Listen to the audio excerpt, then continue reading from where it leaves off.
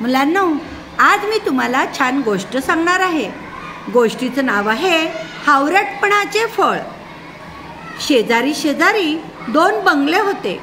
एका बंगल्याच्या परसदारी एक पपईचं झाड होतं. त्याला नुकतीच कुठे फळे यावयास लागली होती. त्यातल्या 2 पपया आपल्या शेजाऱ्याला भेट म्हणून त्या बंगल्याच्या मालकाने नेऊन दिल्या. त्या अतिशय मधुर पपया खाल्ल्यावर त्या दुसऱ्या बंगल्याच्या मालकाला हाव सुटली.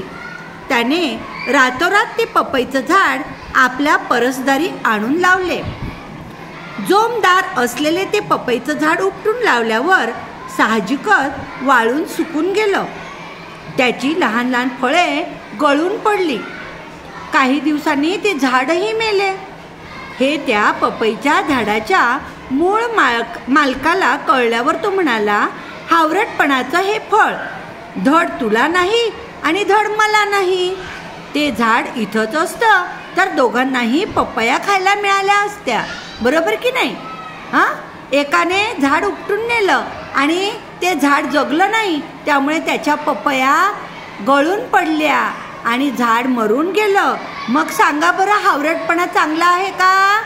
नाही, हो की नाही? मग याच्यातून आपण काय बोध घ्यायचा? हावरटपणापायी फायदा न होता नुकसानच होतं. म्हणून हावरटपणा कधीच करायचा नाही.